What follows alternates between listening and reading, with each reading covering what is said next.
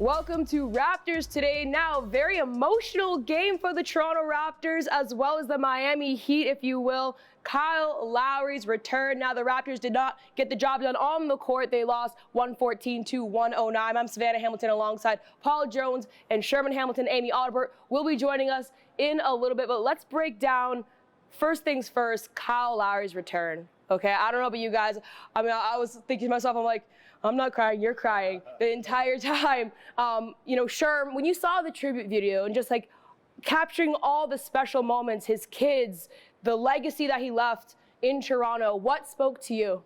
First of all, I think the organization did a great job encapsulating Kyle's time here as a Raptor. And when you think about Kyle in that tribute video, a lot of it was him hitting the floor. A lot of it was him with energy.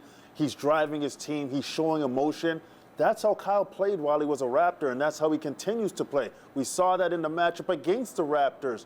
I think that embodies who he's been as a Raptor, and I think overall, what we really saw was the organization's ability to put forth what they viewed Kyle as, a winner, a tough guy, a guy who's mentally strong. He's a leader. He's going to drive his troops. He's going to sacrifice his body. He plays with a will and a determination that helped create a championship situation for the city. So all that video said was, Kyle, we love you, Kyle, we appreciate you, and we recognize everything you've done for this franchise. And it was well-deserving, it was well-fitting, and I think at the end of the day, Kyle having his sons there really shows that it comes full circle. I mean, he not only became this all-star basketball champion, he also became a father, he became a leader, he became a family man, and he grew up in this city. So everything about it was beautiful. It was well-deserved, and I'm disappointed he didn't cry. I wish he did, but I understand the emotions were high, and I thought the organization and Kyle handled it very well. Well, he did mention in the pregame presser that he wasn't trying to cry. He said, I'm not trying to go viral. I don't need people making fun of me online. And he did also mention the fact that,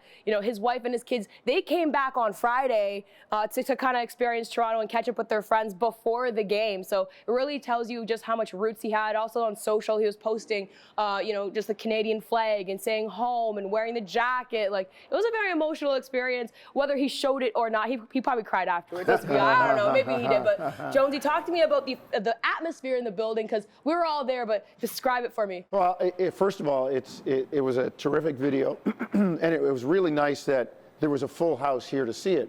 When you think about it, there were opportunities for this to happen before, but it wasn't right. It wasn't the right time. They didn't have a full house, and they had a full house yesterday. And then Toronto fans are at the point now where I think they have matured. We've seen with other Raptors in the past, things not quite be so unanimous and consensus around their feelings for the player when they return. We know what Vince Carter went through. We know what Chris Bosh went through. All of these people that have left. But the difference is Kyle left in a different way. Kyle gave everything he had for the city. The city loved him back. They loved the grinders, the hard work, the energy. They embraced that. And he left a banner here. Yes. And I guess they were saying, you know what?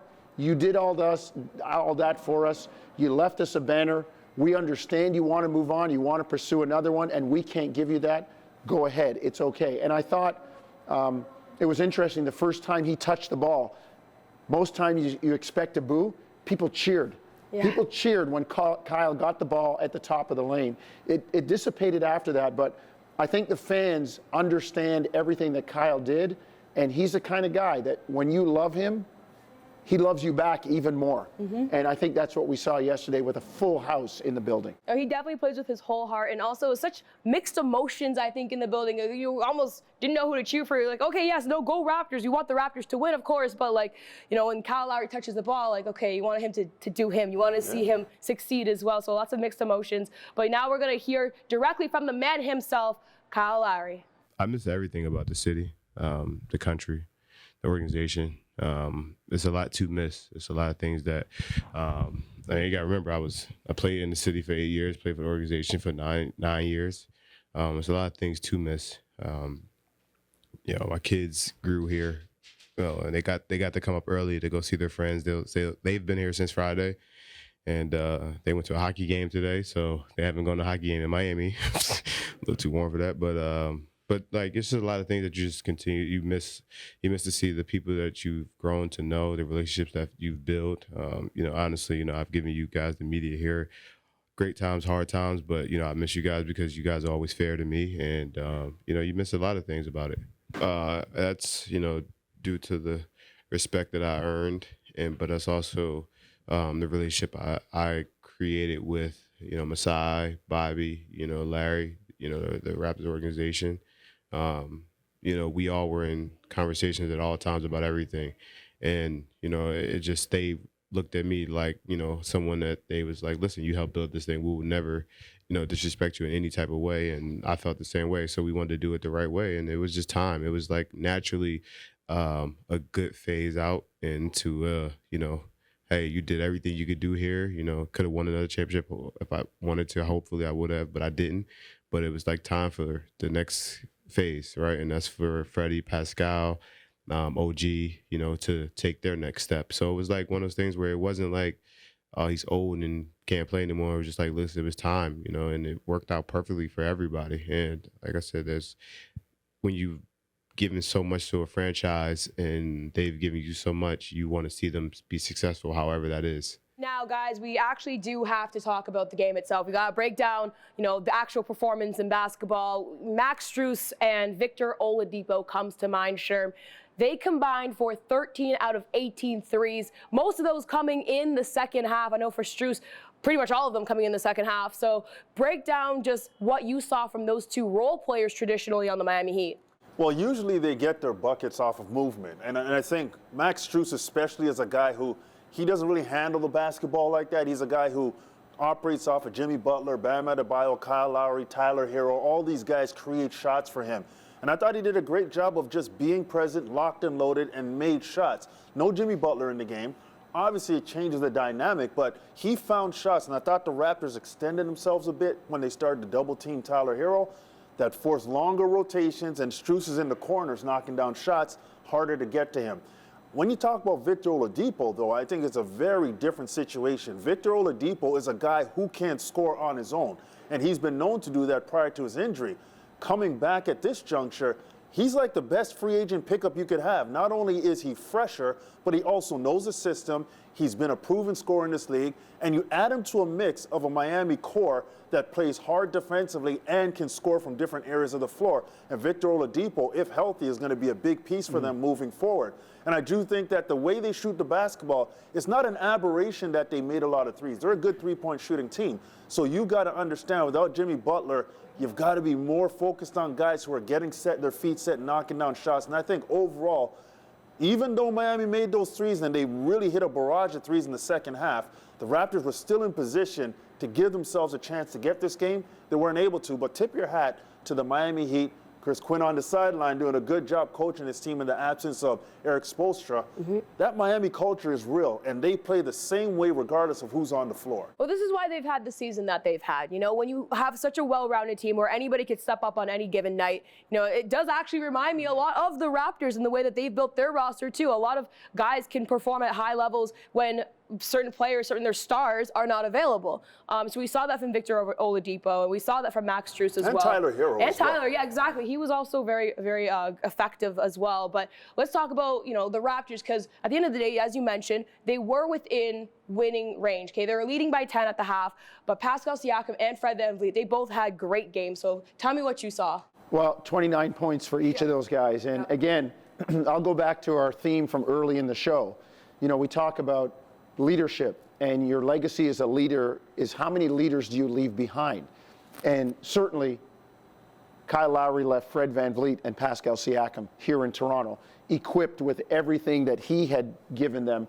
And I thought both of them played with great energy. I mean, you think about Pascal, he's been on this run recently where he's a point forward. He's got that ball. He gets it in the middle of the floor. It's tough to double team him. He's using his ball handling skills, changing speed, changing direction, getting into the paint against smaller guys. He's finishing over them. Against bigger guys, he's spinning, using his quickness, getting past them. And if not, he's pitching it out. And, Sherm talked about Miami culture. Toronto's culture is real too. Yep. They're the same way. They play with a lot of the same qualities, a lot of the same instincts. And then you look at Fred. I watched Fred very carefully yesterday, and there were a lot of smiles between he and Kyle, and it brought me back to Fred's first training camp, where he went in there and said, I know you're the leader, but I'm doing my best to make this team. I think I can help you, and I'm going to push you to make you better, and it's also going to help me. And I saw lots of that within the game. One move when Fred went at Kyle, scored, looked at him, smiled. There was nothing from Kyle until they got back in and going back up the court. Kyle gave him a little, okay, yeah, all right, nice. I see you learned that from me. So Pascal and Fred did a terrific job buoying their team and leading them as far as they could. As Sherm said, though, give Miami credit. They made a few more winning plays when it counted. Exactly. And, Kyle Lowry, he was definitely one of the founders of what we call the We the North culture. The North culture, what do you want to gritty, tough basketball, fall on the floor, take a charge. So he helped found that. I think, though, we saw last night a bit of the passing of the torch in terms of Fred VanVleet kind of like, hey, boss, I got this now. This is my team. We're riding here. And so, did the Raptors get the win? No. But at this point in the season, yes, it's important, but you also want to make sure the guys aren't overextending themselves either, because there's a fine balance there to keep in mind. But now we are going to hear from the team themselves. Obviously, I want to give him my best, and he deserves that. He brings out a different competitive edge in myself, and one of the reasons why I've been able to grow as a player in this league is because he sets the bar so high. So more than anything, I just wanted to get the win. So I'm obviously not happy about that, but that was a really fun game to be a part of, and I'm happy for him that he got that experience here and got to do it with the fans in the building. And I'm sure it was everything, he deserves and more. Yeah, it was pretty bad. It's as bad as we've played defensively in the second half in a while. So we'll have to clean that up, this last stretch of the season. But give those guys credit, man. They made some adjustments at halftime, played some different lineups. Struess got loose for a bunch of shots, made a bunch of tough ones. Vic made a bunch of tough ones, made one from half court almost. So give those guys credit. They got a deep team. They won the bench game, and it was just not good enough. 70 points in the second half or whatever, 69. It's tough to win that way. So we gotta be better, and we'll look at the film and see what we did wrong. Having an opportunity to kind of share the court together and just all the memories that we had as a team. So yeah, it feels weird, but at the same time it's exciting too. I mean, they made 18 threes. Like that's tough, and those guys were. Some of them was challenged, some of them wasn't as challenged as we wanted to, but they made those shots, and when they get hot like that, we gotta find a way to not let them shoot threes. Maybe we didn't do it to the best of our abilities, but also kudos to them that made the shots, and some of them was heavily contested. Yeah, listen, they made a lot of shots, obviously, but we didn't. I didn't think that was the first time in a while we had a trouble getting to some of our stuff defensively. We just, you probably could see there was times where we missed some coverages and they came off open. And then there was times when we got to some of the blitzing and we didn't take care of the next part with easy baskets down to Yurtseven, which is like the last place that's supposed to be open when you're out there taking the ball out of somebody's hands. I think they made 3 in a row. So we missed a couple of opportunities that, you probably add that up, it's like 7 possessions, right, that end up all in buckets. So we weren't very tuned in. Defensively, we weren't good enough. I thought they had really good looks. And they did throw a couple, we had a pretty good, I thought, momentum switcher with the zone, and Audibert throws in the half, just inside the half court one there. That would have, I thought we found a good coverage there for a second, and that kind of broke our back a little bit. But, they played great, give them credit. It was a good, really physical game, Mike, and I think it was playoff-like. Meaning, you know, it was just a different feel. Like everybody's running around with their heads cut off back here all game long. You know, like a million people running back and forth that you don't normally see, and our guys need to feel that a little bit. It's pretty physical. It's pretty wild. But like for us, I hope it's a good learning lesson to that we did blow a ton of coverages tonight, and we haven't done that in a long time.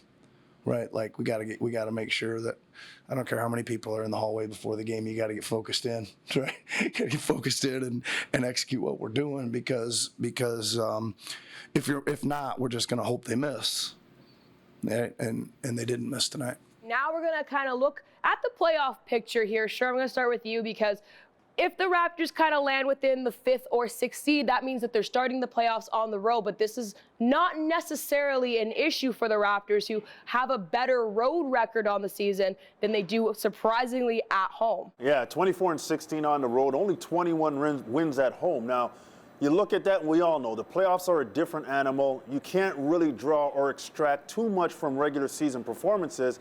But what we've seen from the Raptors, which they've been consistent, especially with the core group, is that they've been successful on the road, whether it be playoffs or the regular season. So there's some consolation in knowing that this team, if need be, will be able to go on the road and figure some things out. The matchup will determine a lot in the playoffs, but there's no question. There's a confidence, there's a bunker mentality, there's a them against the world ideology when they get out there, and they play effective basketball. Forget the numbers, forget the stats on the road, they come out with wins. And in the playoffs, it doesn't matter.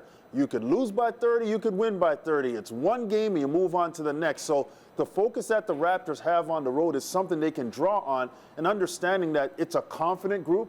There's a lot of experience, there's championship pedigree in the core, and they know how to get it done in tough and adverse situations. Absolutely. Now, Jonesy, we have to talk about who we could potentially be seeing in the first round of playoffs, though luckily their record so far, it looks like they're for sure going to avoid the play-in. I mean, let's just, you know, take that off the table. Yeah. But given the fact that they could be easily in the first round playoffs, who would you like to see them match up against? There's no party at the top. Let's put it that way. And to Sherm's point, because they're such a good road team, even though it isn't a party at the top, when you think about, you know, Boston, Philly, Milwaukee, you know, Miami, those teams up at the top, the Toronto Raptors are going to put pressure on that home team. The old adage that says the playoffs don't start till somebody loses at home, Toronto is very capable of handing a team a loss in game 1, a loss in game 2. But on the flip side, the Raptors have to come back and make sure they hold home court so they can get through the series. Preferred matchup? Probably the Philadelphia 76ers at the top of the list. James Harden is not quite the same guy he was in Houston or even Brooklyn early on when he got there. He's not as productive, prolific. He doesn't seem to be the same guy. Maybe he's saving it for the playoffs. I don't know. And whatever Nick Nurse has in his back pocket to pull out against Joel Embiid, regardless of the personnel, whether it's Marc Gasol or Kem Birch or whoever it might be, the way the team plays him, they seem to flummox Embiid. Maybe that's one of those teams that he just has a hard time against. And then it's really no party when you look at the other teams. Miami, we just saw it on Sunday, the mirror image of Toronto. The Raptors, 2-2 against Miami. That would probably be a matchup that, in terms of style of play, Toronto might want to look at. Boston's got a little bit more size with Tatum and Brown. They play very hard. They're a good defensive team. Raptors 2-2 against Boston, 2-2 against Miami. And the team that I would like to see them probably play the least is the one they've had the most success against. 3-0 against Milwaukee this year. Milwaukee's never beaten Toronto in a playoff series, but you just don't know when the lottery ball is going to land on your square. So if you're asking me, like I said, no party. I mean, you know, could you get Oklahoma City or somebody like that? Yep. No, you can't. But I would say Philly first, and then Miami, and then flip a coin. Well, no, Boston. Keep the defending champs away from you as long as possible. Absolutely. But I will say this.